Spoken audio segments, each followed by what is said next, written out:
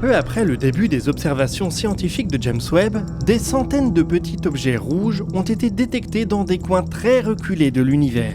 Très rapidement, ils sont devenus une des curiosités principales de l'astronomie. Ce sont des objets inhabituels, difficiles à interpréter et pourtant très nombreux.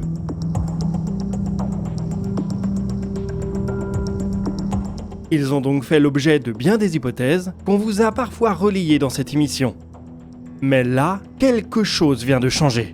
Une ancienne observation, réalisée il y a plus de 10 ans par le télescope Chandra, vient d'être rapprochée d'un de ces petits points rouges observés par James Webb. C'est la toute première fois qu'on est capable d'associer des émissions en rayons X à l'un de ces objets. Non seulement elle nous éclaire sur la nature réelle de ces points rouges, mais elle pourrait en même temps résoudre une des questions les plus fondamentales de l'astrophysique moderne. D'où viennent les trous noirs supermassifs qui occupent le centre de presque toutes les galaxies? Aujourd'hui, on décrypte cette news et bien d'autres dans DNDE.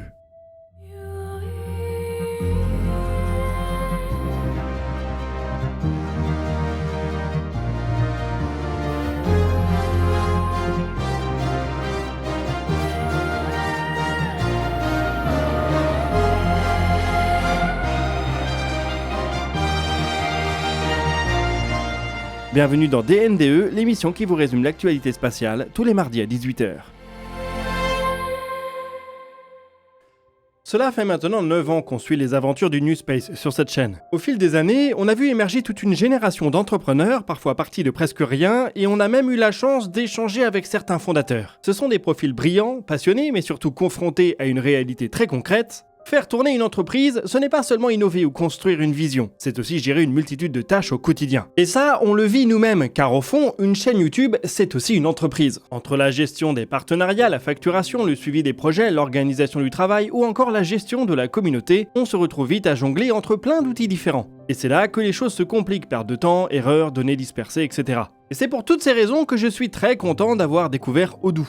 Odoo, c'est une plateforme de gestion tout en un qui regroupe plus de 45 applications interconnectées. CRM, vente, comptabilité, gestion de projet, inventaire, création de sites web, tout est centralisé au même endroit. Plus besoin de multiplier les logiciels ou de fouiller une multitude d'outils pour trouver une info précise. Et surtout, tout est intégré, par exemple, une vente enregistrée mais automatiquement à jour, la comptabilité et les stocks. Les applications communiquent entre elles de manière fluide, ce qui limite énormément les erreurs et simplifie le suivi global de l'activité. L'interface est aussi pensée pour être intuitive, donc même sans être expert, on peut rapidement la prendre en main. Et si l'activité grandit, Odoo suit. Il est possible d'ajouter de nouvelles fonctionnalités au fur et à mesure que les besoins émergent. C'est une solution évolutive qui s'adapte au rythme de chaque entreprise. Autre point intéressant, beaucoup de tâches répétitives peuvent être automatisées, ce qui permet de se concentrer sur ce qui compte vraiment. Et comme la plateforme est configurée selon le pays de l'entreprise, ça permet d'éviter pas mal de casse-tête administratifs. Ce sont les bonnes réglementations, les bons niveaux de TVA ou les bonnes devises qui sont automatiquement adaptés. Enfin, côté prix, c'est assez accessible. La première application est gratuite à vie et pour accéder à tout l'écosystème, l'offre démarre à partir de 19,90 € par mois. Croyez-moi, dans le monde des services aux entreprises, c'est vraiment très bon marché. Si vous êtes entrepreneur, créateur ou que vous souhaitez structurer votre activité plus efficacement, je vous invite donc à découvrir l'offre ultra complète d'Odoo via le lien en description. Les petits points rouges ont émergé presque immédiatement après les premières campagnes d'observation de James Webb, à partir de 2022. En scrutant des régions très reculées du ciel, les astronomes ont commencé à repérer des centaines d'objets qu'ils n'arrivaient pas à classer. Petits, rouges et extraordinairement nombreux pour leur époque. On les observe tels qu'ils existaient il y a plus de 12 milliards d'années.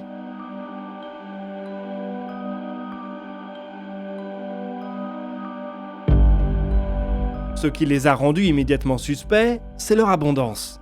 Les modèles de formation des galaxies ne prévoyaient pas autant d'objets de ce type aussitôt dans l'histoire du cosmos. Et puis, il y avait cette étrangeté. Leur spectre lumineux présentait à la fois des signatures typiques d'étoiles massives et des signatures d'un noyau galactique actif. Comme si deux phénomènes très différents coexistaient dans le même objet minuscule, parfois à peine quelques centaines d'années-lumière de diamètre. Alors, que sont-ils vraiment ? En 4 ans d'observation, on a déjà vu émerger un nombre impressionnant d'hypothèses.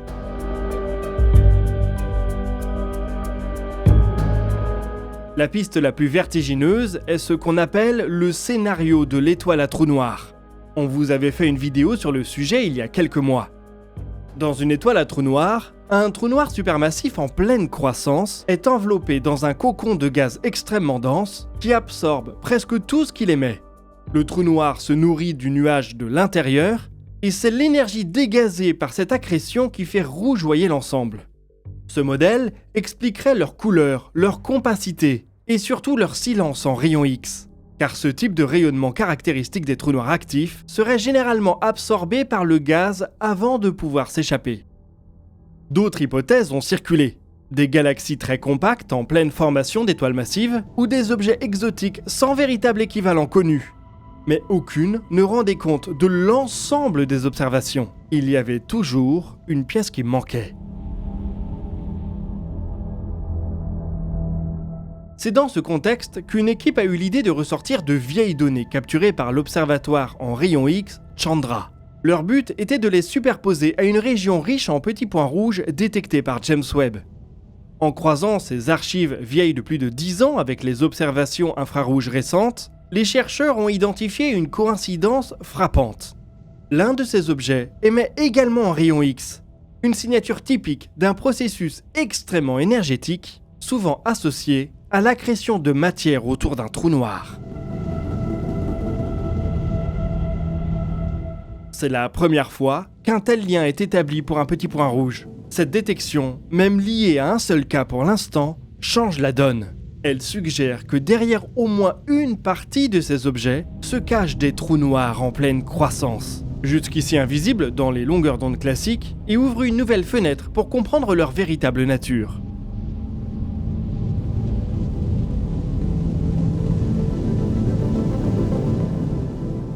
Alors, pourquoi un seul petit point rouge émettrait des rayons X alors que tous les autres semblent silencieux dans ce domaine ? L'hypothèse la plus convaincante est que cet objet se situe dans une phase de transition. Un moment bref où un de ces petits points rouges évolue vers un trou noir supermassif plus classique, en train de s'allumer progressivement. Avant cette étape, le cœur serait encore trop enfoui dans le gaz et la poussière pour laisser échapper des rayons X. Après, il ressemblerait davantage à un quasar bien identifié. Au moment de l'observation, il serait un peu entre les deux. Le nuage qui l'entoure commencerait à avoir des trous qui laisseraient passer les rayons X. Cette détection apporte un élément clé à un problème qui hante l'astrophysique depuis des décennies. Comment des trous noirs supermassifs ont-ils pu atteindre des masses de millions voire de milliards de fois celles du Soleil aussi rapidement après le Big Bang ? Les scénarios de formation des trous noirs classiques, une croissance lente à partir de l'effondrement du cœur d'étoiles géantes, peinent à expliquer une telle rapidité. En revanche, si une partie des points rouges correspond à des objets déjà dominés par des trous noirs en accrétion très intense, alors on tient peut-être une phase cachée, mais cruciale de cette croissance. Une phase où les trous noirs se développent à grande vitesse, dissimulés dans des cocons de gaz et de poussière, invisibles dans la plupart des observations. Cette découverte suggère que la formation des trous noirs supermassifs pourrait être bien plus précoce et plus efficace que prévu. Elle renforce les modèles où ces objets naissent déjà assez massifs, par exemple via l'effondrement direct de nuages de gaz, sans passer par la case étoile, puis traversent une phase intermédiaire correspondant à ces petits points rouges, avant de devenir des quasars pleinement développés. Si ce scénario se confirme, alors les petits points rouges ne seraient pas une curiosité marginale, mais une étape essentielle de l'évolution des galaxies elles-mêmes. En comprenant ces objets, on ne résout pas seulement une curiosité de James Webb, on remonte aux origines mêmes des galaxies et de leurs trous noirs supermassifs.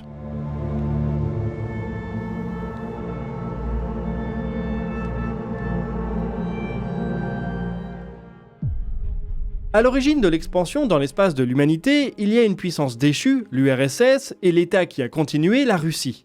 Ces dernières années, elle s'est cependant faite assez discrète sur les pas de tir et en orbite.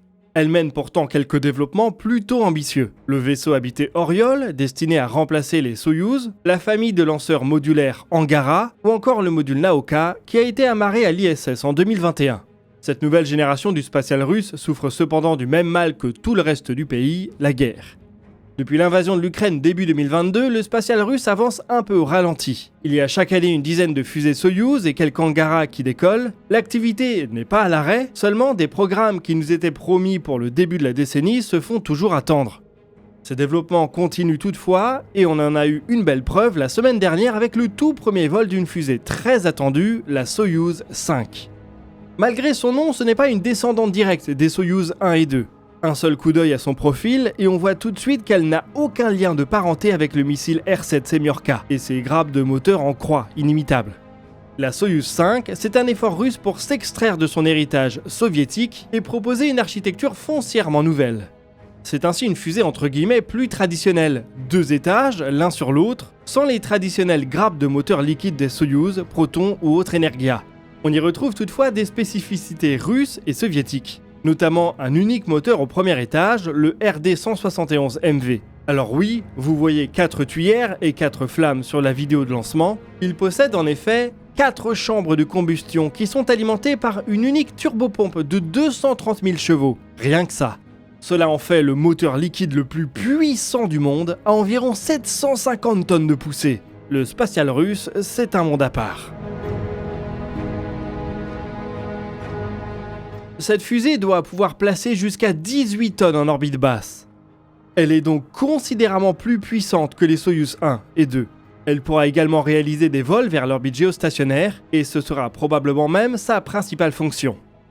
Après un long développement, la Soyouz 5 a enfin volé et la mission semble s'être bien passée. Un simulateur de masse a été placé sur une trajectoire suborbitale et ce vol de test peut être considéré comme réussi.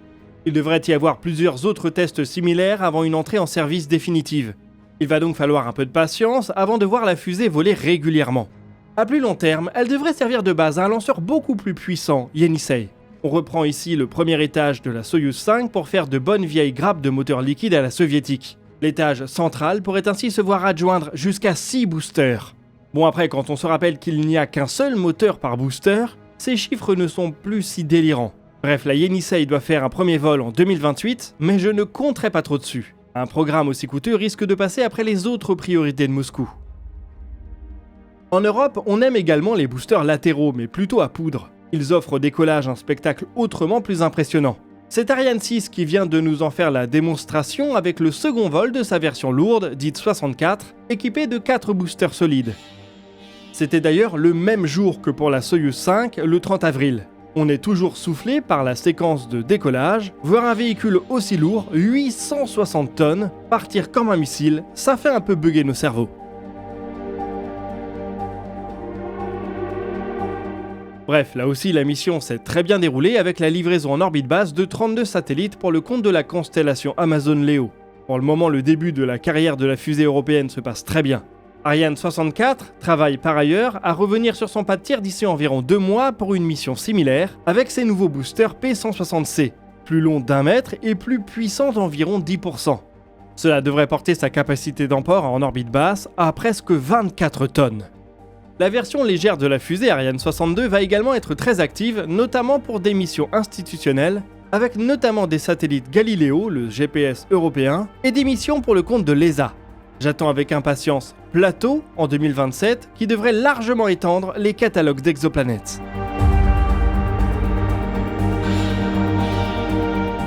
A noter qu'aux États-Unis, une Atlas 5 a également décollé le 28 avril pour les besoins de la constellation Amazon Leo. C'est donc 61 satellites qui ont été placés en orbite en l'espace de quelques jours. Cela permet à la constellation de monter à un peu plus de 300 satellites au total. On n'est pas encore sur les chiffres de Starlink, mais on se rapproche d'une capacité opérationnelle. Amazon a prévu de commencer à commercialiser le service lorsqu'il sera autour de 600 satellites en orbite. L'entreprise doit également faire la course pour tenir ses engagements auprès de la FCC, qui lui a attribué des fréquences à condition de déployer la moitié de la constellation dans un temps imparti. Et bien sûr, on observe une dynamique similaire en Chine et même en Europe où plusieurs projets ont émergé. Il y a OneWeb qui est actif depuis quelques années et qui a réalisé une fusion avec Eutelsat. Il y a également le projet Iris Square porté par la Commission européenne. Il vise à déployer une constellation de 290 satellites sur des orbites basses, moyennes et géostationnaires pour obtenir une couverture globale qui sera essentiellement disponible pour des acteurs stratégiques. Il ne s'agit pas de proposer de l'internet à monsieur tout le monde, mais plutôt de s'assurer que les administrations, les armées et les entreprises les plus stratégiques puissent avoir un accès indépendant, souverain et robuste au web partout autour du monde. Le projet a cependant connu des déboires ces dernières années. L'Allemagne a initié un programme complètement souverain de constellations un peu similaire, et cela amène un peu à se demander si elle va rester investie dans Iris Square. Si les ambitions se fragmentent avec des mini-constellations pour chaque nation européenne, on ne risque pas d'aller très loin. Sur ce front, on a cependant reçu une nouvelle intéressante la semaine dernière. L'Union européenne a signé un accord avec l'Islande et la Norvège pour leur permettre de rejoindre Iris Square. Cela permet de donner à la constellation une dimension pleinement européenne qui va au-delà des limites de l'Union. Il faudra toujours s'accorder sur les financements et les lancements, mais le projet se trouve de nouveaux alliés et donc de meilleures chances d'aboutir.